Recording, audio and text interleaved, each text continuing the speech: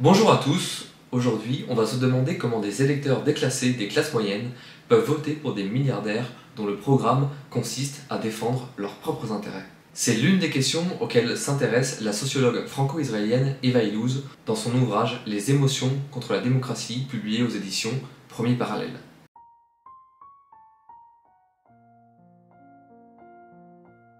Eva Illouz, directrice d'études à l'école des hautes études en sciences sociales, part de la théorie du philosophe Adorno selon laquelle le déclassement des classes moyennes constitue la raison profonde du retour en force de l'extrême droite. La question étant de savoir pourquoi ceux qui subissent le déclassement vont se tourner vers l'extrême droite et non vers ceux qui dénoncent justement la société qui le provoque. En effet, selon Adorno, le fascisme apparaît quand le capitalisme commence à toucher les petites classes bourgeoises, c'est-à-dire les classes moyennes. L'adhésion au fascisme, nous dit-il, trouve ses racines dans une certaine manière d'articuler les liens de causalité entre différents événements, pourquoi les choses sont ce qu'elles sont, et de désigner des coupables et des responsables. La classe bourgeoise, déclassée, n'accusera pas le système capitaliste, lequel, favorisant la concentration économique, est pourtant la cause de sa perte de statut et de privilèges. Elle préférera rejeter la faute sur ceux qui critiquent ce système. La question que pose cet ouvrage est donc celle de savoir pourquoi les classes moyennes, subissant un déclassement du fait de la remontée des inégalités, vont se tourner vers l'extrême droite plutôt que vers les partis de gauche qui pourtant ont toujours dénoncé les dysfonctionnements économiques qui sont la cause de ce déclassement. C'est ici qu'intervient le rôle des émotions qui, selon Adorno, peuvent conduire à l'apparition d'une idéologie faussée poussant les individus à voter contre leurs propres intérêts. La grande explication d'Eva Illouz repose sur le fait que les individus ne peuvent que difficilement comprendre les chaînes de causalité qui conduisent au déclassement et ne vont ainsi pas parvenir à comprendre le mécanisme à l'œuvre. En revanche, ils ressentent un certain nombre d'émotions face à cette situation qui vont pouvoir être utilisées politiquement par les partis autoritaires et conservateurs. Il se crée alors, paradoxalement, un antagonisme entre ceux qui s'échinent à dénoncer l'injustice et l'inégalité et ceux qui en souffrent le plus. Cet antagonisme est devenu un trait caractéristique de nombreuses démocraties. Selon l'auteur, l'extrême droite mobilise 4 émotions. La peur, qui légitime l'autoritarisme, le dégoût, le ressentiment et un amour de la nation. Précisons enfin, car cela a son importance, que cet ouvrage porte sur un cas d'étude précis, il s'agit de la société israélienne, un pays où ces tendances que l'on retrouve partout en Occident ont été poussées à leur paroxysme. Précisons également que ce livre a été écrit avant les attaques terroristes du 7 octobre.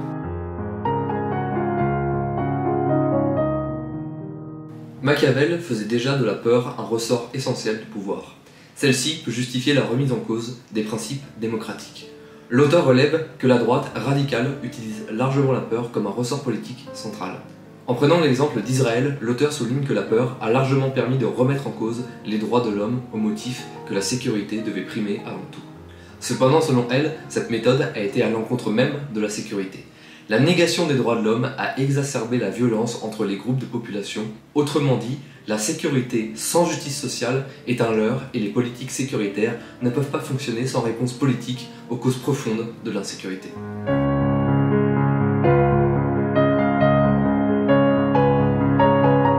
Le dégoût sert à séparer le pur de l'impur. Au niveau social, le dégoût permet de distinguer les vrais citoyens des autres. C'est par exemple la distinction que fait l'extrême droite entre les vrais Français et les Français de papier. L'auteur note également que le dégoût sert de justification à la domination raciste dans une société. Dans le cas de la société israélienne, l'omniprésence d'une hiérarchie raciale implique une justification par le dégoût qui permet la violence physique en effaçant l'humanité des personnes mises à l'écart. Eva Illouz note aussi que le dégoût est également mobilisé par la gauche vis-à-vis des idées racistes, homophobes et autres. Il agit comme une chaîne de contamination, la relation avec une personne arborant des idées de ce type contamine l'autre. Cependant, il existe une différence fondamentale venant du fait que ce dégoût est suscité par des idées et non par l'existence même de ces individus. Le dégoût joue enfin un rôle évident dans la dynamique de polarisation des démocraties en radicalisant les positions de chaque camp et en rendant le dialogue impossible.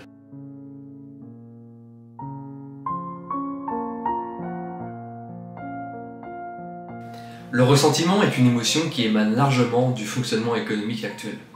La remontée des inégalités économiques qui concernent tous les pays est un puissant moteur de ressentiment pour une large partie de la population qui perçoit le déclassement de sa situation économique ou une stagnation, alors même que le sommet de la société connaît un enrichissement colossal. Le ressentiment est donc l'émotion du déclassement, et cette émotion est exacerbée par les logiques de compétition et de comparaison qui animent la société. Alors la logique voudrait que ce ressentiment se dresse contre ceux qui en ont bénéficié, c'est-à-dire les ultra-riches par exemple. Cependant, dans les faits, c'est pas ce qu'on observe. Il n'y a qu'à prendre l'exemple des États-Unis où le milliardaire Donald Trump a été réélu avec l'aide de l'homme le plus riche du monde, Elon Musk, en s'appuyant notamment sur ce ressentiment généré par le déclassement de la population américaine. L'extrême droite est parvenue à convaincre une bonne partie de l'opinion publique que les responsables du déclassement n'étaient pas les milliardaires comme Donald Trump, mais ce qu'on pourrait appeler les élites culturelles qui dénonçaient justement ces inégalités économiques. Citons l'auteur. L'utilisation de ce ressentiment est retournée contre les élites jugées responsables.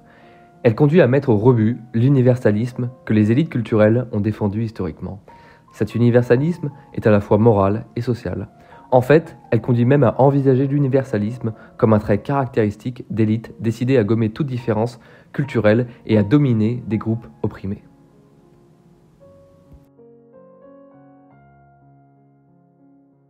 Pour une petite analyse personnelle, ce ressentiment à l'égard des élites culturelles n'est pas totalement injustifié. On a vu dans une vidéo précédente sur les clivages politiques que la mondialisation a bénéficié aux diplômés et aux métropoles où se concentre l'élite culturelle, ce qui a évidemment contribué à susciter du ressentiment envers eux. Eva Illouz le souligne aussi. L'instrumentalisation du ressentiment permet d'opérer des glissements dans la détermination des causes et l'attribution des responsabilités. Parce que certaines élites de la droite dure affirment non seulement représenter les oubliés, mais être elles-mêmes oubliées, elles peuvent attaquer efficacement les personnes de sensibilité libérale sur le plan politique et de gauche, perçues comme faisant partie des élites intellectuelles et culturelles. Le fait que celles-ci aient gagné en pouvoir à partir des années 1960 dans les centres urbains, alors en pleine expansion, semble apporter de l'eau à leur moulin. Car c'est en particulier leur capital symbolique et culturel qui s'est vu à cette époque considérablement renforcé. Et c'est en pointant du doigt ce pouvoir symbolique et culturel que les dirigeants comme Netanyahou et Trump, qui font évidemment partie des groupes les plus privilégiés, peuvent dissimuler à leur électorat respectif leur véritable statut et tout ce qui les distingue objectivement de ces derniers.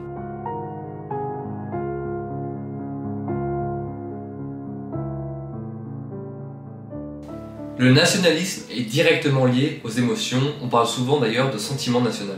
Il mêle amour de la nation et haine des autres.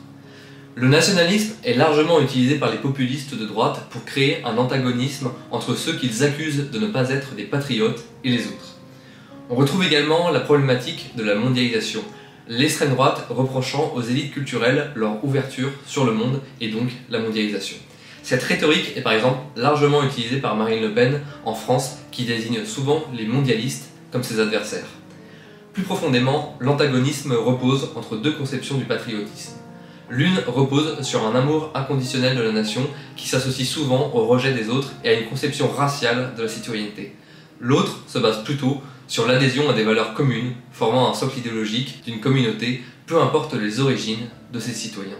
Eva Illouz note que le nationalisme est devenu un marqueur de l'appartenance à la classe des déshérités contre celle des élites culturelles. L'auteur relève enfin que le sentiment national permet aux individus concernés de pallier au sentiment de déclassement, puisque l'appartenance au groupe des vrais patriotes procure une illusion d'égalité et de fraternité.